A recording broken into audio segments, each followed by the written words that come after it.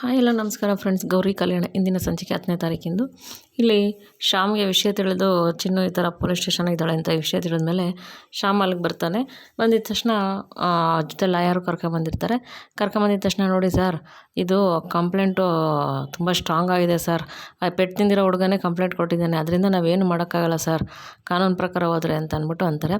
ಆವಾಗ ಶ್ಯಾಮು ಕಂಪ್ಲೇಂಟ್ ಕೊಟ್ಟಿರೋನೇ ವಾಪಸ್ ತೊಗೊಂಡ್ರೆ ಅಂದಾಗ ಏನು ಹೇಳ್ತಾ ಇದ್ದೀರಾ ನೀವು ಅಂದ ತಕ್ಷಣ ಚಿನ್ನು ಹೊಡೆದಿರ್ತಾಳಲ್ಲ ಹುಡುಗ ರಾಖಿ ಬರ್ತಾನೆ. ರಾಖಿ ಬಂದಿದ್ದ ತಕ್ಷಣ ಅವ್ನು ಹೇಳ್ತಾನೆ, ಸರ್ ನನಗೆ ಯಾರೂ ಹೊಡೆದಿಲ್ಲ ಸರ್, ನನಗೆ ಅದೇ ಪೆಟ್ಟಾಯಿತು ಸರ್ ಅಂತ ಅಂದ್ಬಿಟ್ಟು ಹುಡುಗ ಹೇಳ್ತಾನೆ. ಆವಾಗ ಇನ್ಸ್ಪೆಕ್ಟ್ರು, ಅಲ್ಲ ಕಣಪ್ಪ, ಕಂಪ್ಲೇಂಟ್ ಕೊಟ್ಟಿದ್ಯಾ, ಅದೇ ಪೆಟ್ಟಾಯಿತು ಅಂದರೆ ಅದೇ ಬ್ಯಾಟೆ ಬಂದು ನಿನ್ನ ತಲೆಗೆ ಬಿತ್ತಾ? ಯಾಕ್ರಿ ಈ ಥರ ಎಲ್ಲ ಮಾಡ್ತೀರಾ? ಒಂದು ಸತಿ ಕಂಪ್ಲೇಂಟ್ ಕೊಡ್ತೀರಾ, ಒಂದು ಸತಿ ಇಲ್ಲ ಅಂತೀರಾ, ಏನು ನಮಗೇನು ಕೆಲಸ ಬೇರೆ ಇರೋಲ್ಲ ಅಂತ ತಿಳ್ಕೊಂಡಿದ್ದೀರೇನ್ರಿ ಅಂತ ಅಂದ್ಬಿಟ್ಟು ಪೊಲೀಸ್ನವರೇ ಹೇಳ್ತಾರೆ. ಆವಾಗ ಶ್ಯಾಮನ್ ಹೇಳ್ತಾನೆ, ಸರ್ ಇವಾಗ ಅವನೇನೇ ಏನು ಕಂಪ್ಲೇಂಟ್ ವಾಪಸ್ ತೊಗೋತೀನಿ, ಏನೂ ಕಂಪ್ಲೇಂಟ್ ಇಲ್ಲ, ಯಾರೂ ಹೊಡೆದಿಲ್ಲ ಅಂತ ಹೇಳ್ತಿದ್ದಾನಲ್ಲ ಸರ್, ಮತ್ತೆ ನೀವೇನು ಸರ್ ಮಾತಾಡ್ತಿದ್ದೀರಾ ಅಂತ ಅಂದ್ಬಿಟ್ಟು ಶ್ಯಾಮ್ ಪೊಲೀಸ್ನವ್ರು ಕೇಳಿದಾಗ ಪೊಲೀಸ್ನವರು, ರೀ ಕಾನೂನು ಬಗ್ಗೆ ನಿಮ್ಗೇನು ರೀ ಗೊತ್ತು, ನಾವು ಕಾನೂನು ಪ್ರಕಾರ ಹೋಗ್ಬೇಕಲ್ವೇನ್ರಿ ಅಂತ ಅಂದ್ಬಿಟ್ಟು ಪೊಲೀಸ್ನವ್ರು ಹೇಳ್ತಾರೆ. ಅವಾಗ ಲಾಯರ್ ಇದ್ದರು, ಹೌದಾ ಸರ್, ಕಾನೂನು ಪ್ರಕಾರ ಹೋಗ್ಬೇಕಾ? ಇವಾಗ ಕಾನೂನು ಪ್ರಕಾರ ಒಂದು ಹುಡುಗಿನ ರಾತ್ರೆಲ್ಲ ಸ್ಟೇಷನಲ್ಲಿ ಇದ್ದೀರಲ್ಲ, ಕಾನೂನು ಪ್ರಕಾರ ಏನು ಕ್ರಮ ತೊಗೊಂಡಿದ್ದೀರಾ ನೀವು ಅಂತ ಅಂದ್ಬಿಟ್ಟು ಪೊಲೀಸ್ನವ್ರು ಕೇಳ್ತಾರೆ. ಅದು ಅಂದಾಗ ಆಮೇಲೆ ಶ್ಯಾಮು, ಅಲ್ಲ ಸರ್, ಯಾರೋ ಒಬ್ಬರು ಮಂತ್ರಿ ನಿಮಗೆ ಕರೆ ಮಾಡಿ ಹೇಳಿದ್ರು ಅಂತ ಹೇಳ್ಬಿಟ್ಟು ಈ ಥರ ಎಲ್ಲ ಮಾಡ್ತಿದ್ದೀರಾ ಸರ್. ಇನ್ನೊಂದು ಏನು ಗೊತ್ತಾ ಸರ್, ಆ ಮಂತ್ರಿಯವರು ಓಡಾಡೋಕ್ಕೆ ಎಲೆಕ್ಷನ್ಗೆಲ್ಲ ನಿಂತ್ಕೊಳ್ಳೋಕ್ಕೆ ಫಂಡ್ ಕೊಡೋದೇ ನಮ್ಮ ತಾತನ ಕೈಲಿ ಅವ್ನು ಫೋನ್ ಮಾಡಿಸ್ಲಾ ಇವಾಗ ಅಂತ ಶ್ಯಾಮ್ ಹೇಳ್ತಾರೆ. ಅವಾಗ ಪೊಲೀಸ್ನವರು, ಅಯ್ಯೋ ಬೇಡ ಬೇಡ ಸರ್, ಇವಾಗ ಈ ಕಂಪ್ಲೇಂಟ್ ಕೊಟ್ಟರೆ ಇದು ಸಂಬಂಧ ಇಲ್ಲ ಅಂತಂದ್ಮೇಲೆ ನಾವೇ ತಲೆ ಕೆಡಿಸ್ಕೊಳ್ಳೋಣ ಅಂತ ಅಂದ್ಬಿಟ್ಟು ಅಲ್ಲಿ ಇನ್ನೊಬ್ಬರು ಪೊಲೀಸ್ ಇರ್ತಾರೆ, ಅಲ್ಲಿಗೆ ರೀ ಹುಡ್ಗಿನ ಬಿಡ್ರಿ ಅಂತ ಹೇಳ್ಬಿಟ್ಟು ಬಿಟ್ಬಿಟ್ಟು ಕಳಿಸ್ತಾರೆ. ಸರಿ ಹೊರಗಡೆ ಬರ್ತಿದ್ದಂಗೆ ಶ್ಯಾಮ್ಗೆ ಲಾಯರು, ಬರ್ತೀನಿ ಶ್ಯಾಮ್ ಅವ್ರು ಅಂದಾಗ, ಥ್ಯಾಂಕ್ಸ್ ಸರ್, ನೀವು ಬಂದು ತುಂಬಾ ಉಪಕಾರ ಆಯಿತು ಅಂದಾಗ, ಅಯ್ಯೋ ಆ ಥರ ಅಲ್ಲೇನಿಲ್ಲ ಬಿಡಿ, ಕಾನೂನು ಪ್ರಕಾರ ಏನು ಮಾತಾಡಬೇಕು ಅದೇ ಮಾತಾಡಿರೋದು, ಏನಿಲ್ಲ ಬಿಡಿ, ಕೇಸ್ ಎಲ್ಲ ಇಲ್ಲೇ ಕ್ಲೋಸ್ ಮಾಡಿಸಿದ್ದೀನಿ, ಏನಿಲ್ಲ, ಈಗ ಹುಡುಗಿ ಆರಾಮಾಗಿ ಮನೆಗೆ ಹೋಗ್ಬೋದು, ಸ್ವಲ್ಪ ಹುಡುಗಿನ ಕೋಪ ಕಮ್ಮಿ ಮಾಡ್ಕೊಳ್ಳೋಕೆ ಹೇಳಿ ಅಂತ ಅಂದ್ಬಿಟ್ಟು ಲಾಯರ್ ಶ್ಯಾಮ್ ಹತ್ರ ಹೇಳ್ಬಿಟ್ಟು ಹೋಗ್ತಾರೆ. ಸರಿ ಇನ್ನು ಲಾಯರ್ ಹೋಗ್ತಿದ್ದಂಗೆ ಅಲ್ಲಿ ವೀರಣ್ಣ, ಕಾಂತಲಕ್ಷ್ಮಿ ಬರ್ತಾರೆ, ಮತ್ತು ಚಿನ್ನು ದೊಡ್ಡಮ್ಮನೂ ಬರ್ತಾರೆ. ಚಿನ್ನು ದೊಡ್ಡಮ್ಮ ಬಂದಿದ್ದ ತಕ್ಷಣ ಈ ಹುಡುಗ ರಾಕಿನೂ ಅಲ್ಲೇ ಇರ್ತಾನೆ, ಪೆಟ್ಟು ತಂದಿರ್ತಾರಲ್ಲ ಆ ಹುಡುಗನೂ ಅಲ್ಲೇ ಇರ್ತಾನೆ. ಅವಾಗ ಸಾರಿ ಚಿನ್ನು, ನಾನು ನಿನಗೆ ಕಂಪ್ಲೇಂಟ್ ಕೊಡಬೇಕು ಅಂತಿರಲಿಲ್ಲ, ನಮ್ಮ ಮನೆಯವ್ರು ಫೋರ್ಸ್ ಮಾಡಿ ಕೊಡಿಸಿದ್ದು ಅಂದಾಗ ಅವಾಗ ಚಿನ್ನು, ನಂದು ಸಾರಿ ಕಣೋ, ನೀನು ನಮ್ಮ ಅಕ್ಕನ ಬಗ್ಗೆ ಮಾತಾಡಿದಾಗ ನಾನು ಅಷ್ಟು ಕೋಪ ಮಾಡ್ಕೊಂಡು ನಿನಗೆ ಪೆಟ್ಟು ಕೊಡಬಾರ್ದಾಗಿತ್ತು ಅಂತ ಅಂದ್ಬಿಟ್ಟು ಚಿನ್ನು ಹೇಳ್ತಾಳೆ. ಬಿಡು ಚಿನ್ನು ಹೋಗಲಿ, ನಾನು ನಿಮ್ಮ ಅಕ್ಕನ ಬಗ್ಗೆ ಮಾತಾಡಿರ್ತಾನೆ ನಿನಗೆ ಕೋಪ ಬಂದಿದ್ದು, ಸಾರಿ ಅಂತ ಹುಡುಗ ಕೇಳ್ತಾನೆ. ಅವಾಗ ಚಿನ್ನು ದೊಡ್ಡಮ್ಮ, ಆಯ್ತು ಇವಾಗ ಇಬ್ಬರು ಸಾರಿ ಫ್ರೆಂಡ್ಸ್ ಶೇಕ್ ಹ್ಯಾಂಡ್ ಮಾಡಿ ಅಂತ ಶೇಕ್ ಹ್ಯಾಂಡ್ ಕೊಡಿಸ್ತಾರೆ. ಶ್ಯಾಮ್ ನಗ್ನಾಗ ತಲೆ ನಿಂತಿರ್ತಾನೆ. ಸರಿ ಅಂದ್ಬಿಟ್ಟು ಚಿನ್ನವ್ರ ದೊಡ್ಡಮ್ಮಗೆ ಯಾವುದೋ ಫೋನ್ ಬರುತ್ತೆ, ನಾನು ಬರ್ತೀನಿ ಅಂತ ಹೇಳ್ಬಿಟ್ಟು ಅವ್ರು ಅಲ್ಲಿಂದ ಹೊರಟ್ಬಿಡ್ತಾರೆ. ಸರಿ ಈ ಕಡೆ ಏನಾಗುತ್ತೆ, ಸರಿ ಚಿನ್ನು ಯಾವುದನ್ನ ಆಟೋ ಬುಕ್ ಮಾಡಮ್ಮ ಅಂತ ಅಂದ್ಬಿಟ್ಟು ಶ್ಯಾಮ್ಗೆ ವೀರಣ್ಣ ಮತ್ತು ಕಾಂತಲಕ್ಷ್ಮಿ, ತುಂಬ ಧನ್ಯವಾದಗಳು ಕಣಪ್ಪ, ನೀನು ನಮ್ಮ ಮಗಳನ್ನ ಬಿಡಿಸಿದ್ದು, ರಾತ್ರಿಯಿಂದ ನಮ್ಮ ಮಗಳು ನೋಡಿ ಹೆಂಗಾಗ್ಬಿಟ್ಟಿದ್ದಾಳೆ, ನಿದ್ದೆ ಇಲ್ಲ, ಊಟ ಇಲ್ಲ, ಚಿನ್ನು ಹೆಂಗಾಗ್ಬಿಟ್ಟಿದೆ ನೋಡು ಚಿನ್ನು, ಹೊಟ್ಟೆಗಿಲ್ದಂಗೆ ನೀನು ಅಂತ ಅಂದ್ಬಿಟ್ಟು ಕಾಂತಲಕ್ಷ್ಮಿ ವೀರಣ್ಣ ಚಿನ್ನುಗೆ ಅಂತಾರೆ. ಸರಿ ಅಂದ್ಬಿಟ್ಟು ಶ್ಯಾಮು, ಕೈ ಮುಗಿಬಾರ್ದು ನೀವು ಆಶೀರ್ವಾದ ಮಾಡೋ ಕೈ, ನೀವು ಹಿರಿಕರಾಗಿ ನಮಗೆ ಕೈ ಮುಗಿಬಾರ್ದು, ಇದೆಲ್ಲ ತಪ್ಪು. ಅಲ್ಲ ನಿಮ್ಗೆ ನನಗೊಂದು ಫೋನ್ ಮಾಡಿ ಹೇಳಬೇಕು ಅಂತ ನಿಮ್ಗೆ ಅನಿಸ್ಲಿಲ್ವಾ ಅಂದಾಗ, ಅಯ್ಯೋ ನಮ್ಗೆ ಆಗೋರೇನೇ ನಮ್ಮ ಬಂಧುಗಳೇ ನಮ್ಗೆ ಕೈ ಬಿಟ್ರಪ್ಪ, ವಿಷಯ ಗೊತ್ತಾಯ್ತಿದ್ದಂಗೆ ನಿಮಗೆ ಫೋನ್ ಮಾಡೋಕೆ ನಮ್ಗೆ ಉಳಿಲಿಲ್ಲ ಅಂತ ಅಂದ್ಬಿಟ್ಟು ಕಾಂತಲಕ್ಷ್ಮಿ ಹೇಳ್ತಾರೆ. ಅವಾಗ ಶ್ಯಾಮ್, ಹಾಗಲ್ಲ, ಇಂಥ ಪರಿಸ್ಥಿತಿ ಬಂದಾಗ ನನಗೊಂದು ಕರೆ ಮಾಡಿ ಹೇಳಿದರೆ ನಾನು ಬರ್ತಾ ಇರಲಿಲ್ವಾ ಅಂದಾಗ, ಅಯ್ಯೋ ಆ ಥರ ಅಲ್ಲಪ್ಪ, ನಮ್ಮಿಬ್ಬರು ಹೆಣ್ಮಕ್ಳೂ ನಿಮ್ಮ ಮನೆಗೆ ಕೊಟ್ಟಿದ್ದೀವಿ, ಮತ್ತಿನ್ನೇನು ತಿರ್ಗಾ ನಿಮಗೆ ಫೋನ್ ಮಾಡಿ 3ನೇ ಮಗಳಿಗೆ ಈ ಥರ ಆಗಿದೆ ಅಂತ ತೊಂದರೆ ಕೊಡೋದು ಅಂತ ಹೇಳಲಿಲ್ಲ ಅಂತ ಅಂದ್ಬಿಟ್ಟು ವೀರಣ್ಣ ಹೇಳ್ತಾರೆ. ಹಾಗಲ್ಲ, ಕಷ್ಟ ಬಂದಾಗ ನಮ್ಮವರು ತಮ್ಮವರು ಅಂತಿರ್ತಾರಲ್ವ, ನೀವೊಂದು ಕರೆ ಮಾಡಿ ಹೇಳಬೇಕು ಅಂತ ಶ್ಯಾಮ್ ಹೇಳಿದ ತಕ್ಷಣ ಆಯ್ತಪ್ಪ ಅಂತ ಅಂದ್ಬಿಟ್ಟು ಅಂತಾರೆ. ಸರಿ ಚಿನ್ನು ಆಟೋ ಬುಕ್ ಮಾಡಮ್ಮ, ಮನೆಗೆ ಹೋಗೋಣ ಅಂತ ವೀರಣ್ಣ ಹೇಳ್ತಾರೆ. ಅಯ್ಯೋ ಆಟೋ ಯಾಕೆ, ನಾನೇ ಕಾರಿದೆ ಬನ್ನಿ, ಅಂದವೇ ಅಲ್ಲೇ ಹೋಗ್ಬೇಕಲ್ಲ, ನಿಮ್ಮನ್ನು ಮನೆಗೆ ಬಿಟ್ಬಿಟ್ಟು ಹಂಗೆ ನಾನು ಹೋಗ್ತೀನಿ ಅಂತ ಹೇಳ್ಬಿಟ್ಟು ಶ್ಯಾಮ್ ಅವ್ರನ್ನೆಲ್ಲ ಕಾರಲ್ಲಿ ಕೂರಿಸ್ಕೊಂಡು ಹೋಗ್ತಾನೆ.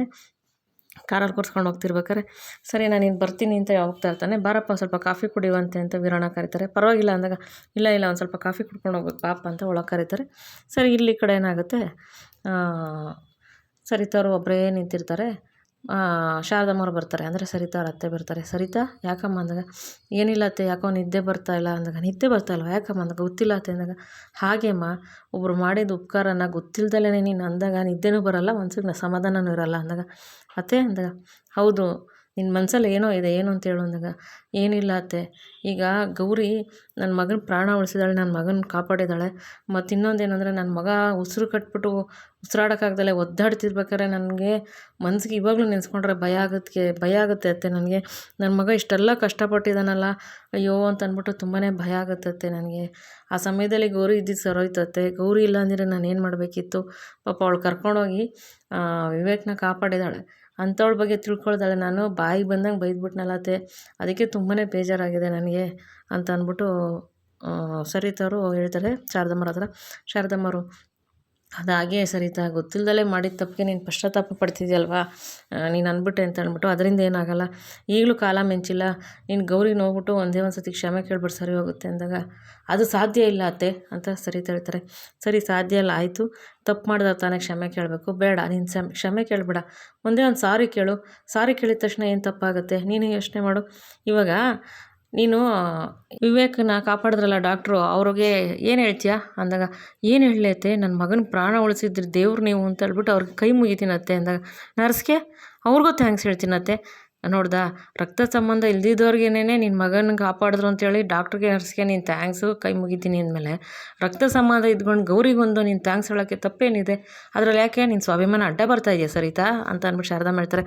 ಅದು ಅತ್ತೆ ಹಾಗಲ್ಲ ಅತ್ತೆ ಅಂದಾಗ, ಹಾಗೂ ಅಲ್ಲ ಹೀಗೂ ಅಲ್ಲಮ್ಮ, ನೋಡು ಇವಾಗ ಗೌರಿ ನೆನೆ ಆ ವಿವೇಕಕ್ಕೆ ಆ ಥರ ಆಗಿದ್ದರಿಂದ ಗೌರಿಲಿ ಇದ್ದಿದ್ದು ಸರೋಯ್ತು. ಆ ದೇವರೇ ನಮಗೆ ಬುದ್ಧಿ ಕೊಟ್ಬಿಟ್ಟು ಗೌರಿ ಬಿಟ್ಟೋಗಿದ್ದಾನೆ. ಇದಕ್ಕೆ ಆ ದೇವರೇ ಕಾಪಾಡಿದ್ದಾನೆ ವಿವೇಕನ ಅಂತ ಹೇಳ್ಬೋದು. ಇವಾಗ ಗೌರಿ ಇದ್ದಿದ್ದು ಸರೋಯ್ತು. ಆಕಸ್ಮಿಕ ನೀನು ಇದ್ದಿದ್ರೆ ಏನು ಮಾಡ್ತಿದ್ದೆ ನೀನು ಹೇಳು? ಯಾರನ್ನೋ ಕಾಡಿ ಬೇಡಿ ಫೋನ್ ಮಾಡಿ ಇವ್ರಿಗೆ ಕರೆದು ವಿವೇಕನ ಹಾಸ್ಪಿಟ್ಲಿಗೆ ಕರ್ಕೊಂಡು ಹೋಗೋಣ ಅಂತ ಒದ್ದಾಡ್ತಿದ್ದೆ. ಆದರೆ ಗೌರಿ ಥರ ಗಾಡೀಲಿ ಕೂರಿಸ್ಕೊಂಡು ಬಟ್ಟೆ ಕಟ್ಕೊಂಡು ಹಾಸ್ಪಿಟ್ಲಿಗೆ ಕರ್ಕೊಂಡು ಹೋಗ್ತಿದ್ದ ನೀನು? ಯೋಚನೆ ಮಾಡು. ಆ ಸಮಯದಲ್ಲಿ ಅವಳು ಎಲ್ಲರ ಥರನೂ ಯೋಚನೆ ಮಾಡಿ ವಿವೇಕನ ತಕ್ಷಣ ಹಾಸ್ಪಿಟ್ಲಿಗೆ ಕರ್ಕೊಂಡೋಗಿ ಕಾಪಾಡಿದ್ದಾಳೆ. ಅವಳಿಗೊಂದು ನೀನು ಥ್ಯಾಂಕ್ಸ್ ಹೇಳಿದ್ರೆ ಏನು ಕಮ್ಮಿ ಆಗುತ್ತೆ ಸರಿತಾ ನಿನಗೆ? ಹಾಂ, ಥ್ಯಾಂಕ್ಸ್ ಹೇಳಿದ್ರೆ ತಪ್ಪೇನು? ಒಂದು ಥ್ಯಾಂಕ್ಸ್ ಅನ್ನೋ ಪದ ನಿನಗೂ ಎಷ್ಟು ಸಮಾಧಾನ ಕೊಡುತ್ತೆ ಬಾ ಅಂದಾಗ, ಅದು ಅತ್ತೆ ಅಂದಾಗ, ನೋಡಮ್ಮ ನನಗೆ ಹೇಳಷ್ಟು ಹೇಳಿದೆ, ನಿನ್ನ ಇದ್ರ ಮೇಲೆ ಇನ್ನಿಷ್ಟ. ನೀನು ಅವಳ ಹತ್ರ ಥ್ಯಾಂಕ್ಸ್ ಹೇಳೋಕ್ಕೆ ಕಷ್ಟ ಅನ್ನಂಗಿದ್ರೆ ನಿನ್ನಿಷ್ಟ. ಪಶ್ಚಾತ್ತಾಪ ಪಟ್ಕೊಂಡೇ ಇರಬೇಕಾಗತ್ತೆ, ಪಶ್ಚಾತ್ತಾಪ ಪಟ್ಕೊಂಡೇ ಇರು ನೀನು ಅಷ್ಟೇನೇನೆ ಅಂದಾಗ, ಅತ್ತೆ ಅದು ಆಯಿತು ಬರ್ತೀನತ್ತೆ ಅಂದೆ. ಸರಿ ಬಾ ಅಂತಂದ್ಬಿಟ್ಟು ಶಾರದಮ್ಮವರು ಸರಿತಿನ ಕೈ ಇಟ್ಕೊಂಡು ಅಡುಗೆ ಮನೆಗೆ ಕರ್ಕೊಂಡು ಹೋಗ್ತಾರೆ. ಗೌರಿ ಅಲ್ಲೇ ಇರ್ತಾಳೆ.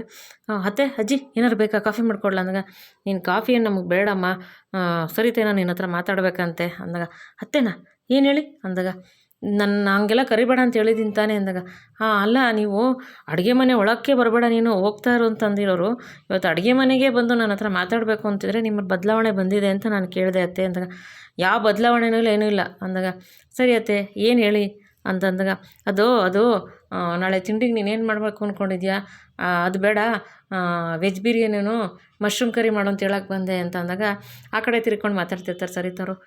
ಏನತ್ತೆ ಅಡುಗೆ ಮನೆಗೆ ಬರಬೇಡ, ಅಡುಗೆ ಮಾಡಬೇಡ ಅಂತಿದ್ದವರು ಅಡುಗೆ ಮಾಡು ಅಂತ ಹೇಳ್ತಾ ಇದ್ದೀರಲ್ಲ, ಸ್ವಲ್ಪ ಈ ಕಡೆ ತಿರ್ಕೊಳ್ಳಿ. ನನ್ನ ಅತ್ತೆ ಯಾವತ್ತೂ ನೇರ ನೋಡಿ, ಏನಿದ್ರು ಮುಖ ನೋಡಿ ಮಾತಾಡೋದು. ನನ್ನ ಅತ್ತೆ ಆ ಕಡೆ ಈ ಕಡೆ ತಿರ್ಕೊಂಡು ಮಾತಾಡೋಂಗಿಲ್ಲ ಗೊತ್ತಾ, ನನ್ನ ಅತ್ತೆಗೆ ಅದು ಸೂಟು ಆಗಲ್ಲ ಅತ್ತೆ ಅಂದಾಗ, ಏಯ್ ಅತ್ತೆ ಅಂತ ಕರಿಬೇಡ ಅಂತ ಹೇಳ್ತಿದ್ದೀನಿ ತಾನೆ ಅಂತ ಅಂದ್ಬಿಟ್ಟು ಸರಿತಾ ಹೇಳ್ತಾರೆ. ಅತ್ತೆ ಅಂತ ಕರಿಬೇಡ ಅಂತ ಇವತ್ತು ಹೇಳ್ತಿದ್ದೀರಾ, ಒಂದಲ್ಲ ಒಂದು ದಿವಸ ನೀವೇ ನನ್ನನ್ನು ಆರತಿ ಎತ್ಬಿಟ್ಟು ನೀನೇ ನನ್ನ ತಕ್ಕನಾಗಿರೋ ಸೊಸೆ ಅಂತ ಅಂದೇ ಅಂತೀರ ನೋಡಿ ಅಂತ ಗೌರಿ ಅಂತಾಳೆ. ಅದು ಇವಾಗೇನಂತೂ ಸಾಧ್ಯನೇ ಇಲ್ಲ ಅಂತ ಅಂದಾಗ, ಸಾಧ್ಯ ಆಗುತ್ತತ್ತೆ ಅಂತ ಸರಿತಾಗಿ ಹೇಳ್ತಾರೆ.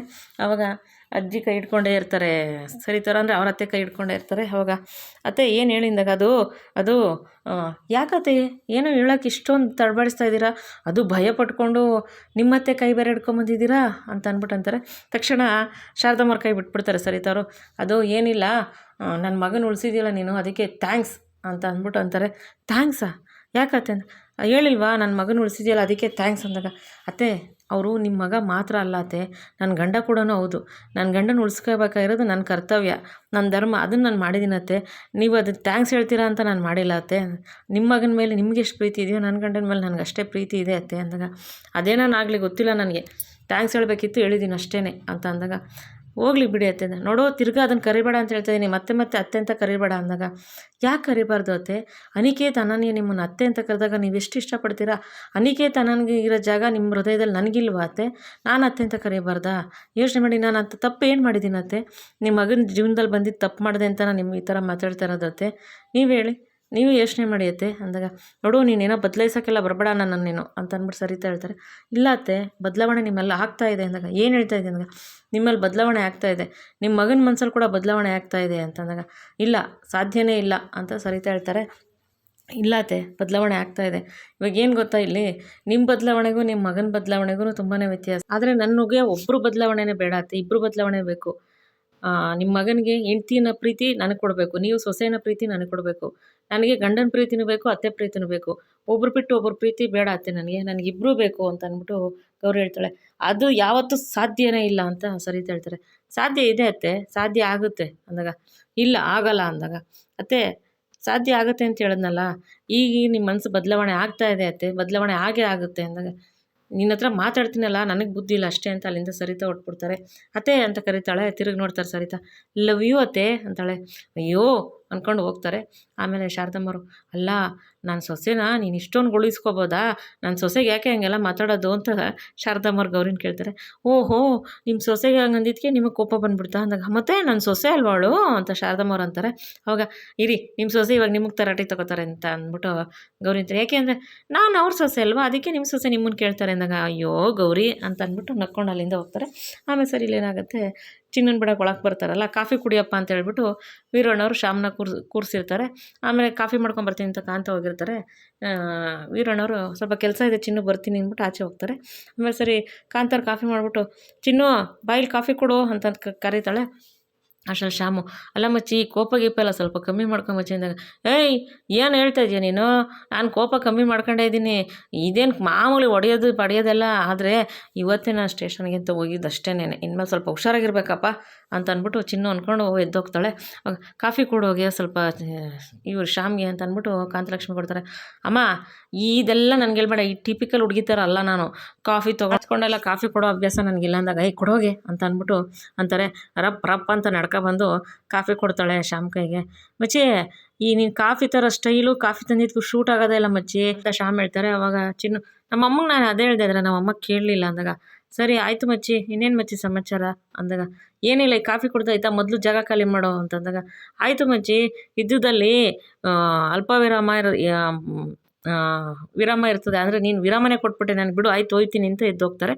ಇಲ್ಲಿ ಕಡೆ ಏನಾಗುತ್ತೆ, ವಿವೇಕು ದುಡ್ಡು ಕೈಲಿ ಹಿಡ್ಕೊಂಡು, ಇಲ್ಲ ಪುಣ್ಯವತಿಗೆ ಹೆಂಗಾನ ದುಡ್ಡು ಕೈಗೆ ಸಿಗಂಗೆ ಮಾಡಬೇಕು, ಅವಳು ನಿನ್ನೆ ಹಾಸ್ಪಿಟ್ಲಲ್ಲಿ ದುಡ್ಡು ಕಟ್ಟೋಕ್ಕಾಗ್ದಲೇ ದೀನ ಬಂದು ಮನೆ ಸೊಸೆಯಾಗಿ ದುಡ್ಡು ಕಟ್ಟೋಕ್ಕಾಗ್ದಲೇ ಒದ್ದಾಡ್ಬಿಟ್ಲು.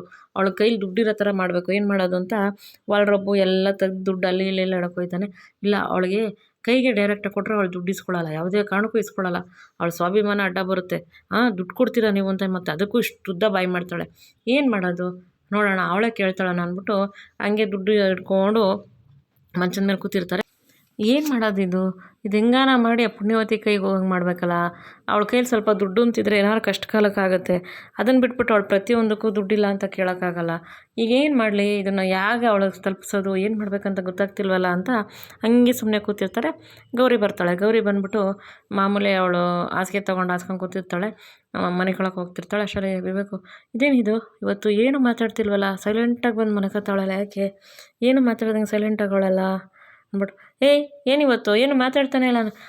ಏನು ಮಾತಾಡಬೇಕು ಹೇಳಿ, ನಾನು ಮಾತಾಡಿದ್ರೆ ಮಾತಾಡ್ತೀಯಾ ಜಾಸ್ತಿ ಅಂತೀರಾ, ಮಾತಾಡಲಿಲ್ಲ ಅಂದರೆ ಯಾಕೆ ಮಾತಾಡಲಿಲ್ಲ ಅಂತೀರಾ, ಏನು ಮಾಡಬೇಕು ಇವಾಗ ಸರ್ ಅಂದಾಗ, ಅದು ಹಾಗಲ್ಲ ಅಂದಾಗ, ಮತ್ತು ಇನ್ಯಾಗೆ ಅಂತ ಹೇಳಿ ಅಂತ ಅಂದ್ಬಿಟ್ಟು ಅಂತಾರೆ. ಆಮೇಲೆ ದುಡ್ಡು ನೋಡ್ಬಿಟ್ಟು ಅವಳು ಕೇಳ್ತಾಳೇನೋ ಅಂತ ದುಡ್ಡು ಹಿಡ್ಕೊಂಡೆ ಕೂತಿರ್ತಾರೆ, ಆದರೆ ಅವಳು ಕೇಳಲ್ಲ. ಅವಾಗ ಮನಸ್ಸಲ್ಲಿ, ಇದೇನು ಇವಳು, ನಾನು ಇಷ್ಟೊಂದು ದುಡ್ಡು ಇಟ್ಕೊಂಡಿದ್ರು ಇಲ್ಲಿ ಏನಕ್ಕೆ ಇಟ್ಕೊಂಡಿದ್ದೀರ, ಏನು ಎತ್ತ ಅಂತ ಏನು ಕೇಳ್ದಂಗೆ ಸುಮ್ಮನೆ ಇದ್ದಾಳಲ್ಲ, ಯಾಕೆ ಈ ದುಡ್ಡು ಬಗ್ಗೆ ಅವಳಿಗೆ ಆಸಕ್ತಿನೇ ಇಲ್ವಾ, ಅಥವಾ ಅವಳಿಗೆ ದುಡ್ಡು ಬೇಕು ಅಂತಲೇ ಅನಿಸ್ತಿಲ್ವಾ, ಏನು ಮಾಡೋದು ಅಂತ ಅಂದ್ಬಿಟ್ಟು ವಿವೇಕ್ ಅನ್ಕೊತಿರ್ತಾರೆ. ಅಷ್ಟರಲ್ಲಿ ಗೌರಿ, ಸಾರ್ ಹಲೋ ಸಾರ್ ಎಲ್ಲಿದ್ದೀರಾ ಅಂದ. ಇಲ್ಲೇ ಇದ್ದೀನಲ್ಲ ಅಂದ. ಏನಕ್ಕೆ ಕರೆದ್ರಾ, ಏನು ನನ್ನ ಮೇಲೆ ಪ್ರೀತಿನಾ ಅಂದ. ಅಯ್ಯೋ ಎಂಥದ್ದೂ ಇಲ್ಲ ಅಂತ ವಿವೇಕ್ ಅಂತಾರೆ. ಮತ್ತು ಕರೆದ್ರಲ್ವಾ ಅದಕ್ಕೆ ಕೇಳಿದೆ, ಎಲ್ಲೋ ಒಂಚೂರು ಪ್ರೀತಿ ಗೀತಿ ಬಂದಿದೆಯೇನೋ ನನ್ನ ಮೇಲೆ ಅಂತ ಅಂದ್ಬಿಟ್ಟು ಕೇಳಿದೆ ಅಂತ ಗೌರಿ ಅಂತಾಳೆ. ಅದೆಲ್ಲ ಇಲ್ಲ ಅಂದಾಗ, ಮತ್ತು ಇನ್ನೇನು ಕರೆದಿದ್ದು ಅಂದಾಗ, ಏನಿಲ್ಲ ಸುಮ್ಮನೆ ಮಾತಾಡಿಸ್ದೆ ಅಷ್ಟೇನೆ ಅಂದಾಗ, ಹೌದಾ ಸರಿ ಬಿಡಿ ಆಯಿತು ಅಂತ ಅಂದ್ಬಿಟ್ಟು ಗೌರಿ ಅಂತಾಳೆ. ಅಂದರೆ ವಿವೇಕ್ ಹೆಂಗಾರ ಮಾಡಿ ಗೌರಿಗೆ ದುಡ್ಡು ಕೊಡಬೇಕು ಅಂತ ಯೋಚನೆ ಮಾಡ್ತಿರ್ತಾರೆ, ಯಾವ ರೀತಿ ಕೊಡೋದು ಅಂತ ಗೊತ್ತಿರಲ್ಲ. ಇವತ್ತಿನ ಸಂಚಿಕೆಯಲ್ಲಿ ಮುಗಿತೆ ಸ್ನೇಹಿತರೆ. ನಾಳೆ ಸಂಚಿಕೆಯಲ್ಲಿ ಏನಾಗುತ್ತೆ ಅಂತ ತಿಳಿಸ್ಕೊಡ್ತೀನಿ. ಈ ಸಂಚಿಕೆ ನಿಮ್ಗೆ ಇಷ್ಟ ಆಗಿದ್ರೆ ಒಂದು ಲೈಕ್ ಮಾಡಿ, ಶೇರ್ ಮಾಡಿ, ಸಬ್ಸ್ಕ್ರೈಬ್ ಮಾಡ್ಕೊಳ್ಳಿ. ಪ್ಲೀಸ್ ವಿಡಿಯೋ ನೋಡಿ ಸಪೋರ್ಟ್ ಮಾಡಿ ಅಂತ ಕೇಳ್ಕೊತೀನಿ. ಯಾರ್ಯಾರು ವಿಡಿಯೋ ನೋಡಿದಿರಾ, ಸಪೋರ್ಟ್ ಮಾಡಿದ್ದೀರಾ, ಸಬ್ಸ್ಕ್ರೈಬ್ ಆಗಿದ್ದೀರಾ, ಎಲ್ರಿಗೂ ತುಂಬ ತುಂಬ ತುಂಬ ಧನ್ಯವಾದಗಳು.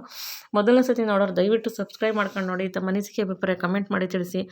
ಮುಂದಿನ ಸಂಚಿಕೆಯಲ್ಲಿ ಸಿಗ್ತೀನಿ. ಮತ್ತೊಮ್ಮೆ ವಿಡಿಯೋ ನೋಡೋದಕ್ಕೆ ಧನ್ಯವಾದಗಳು. Thank you for watching.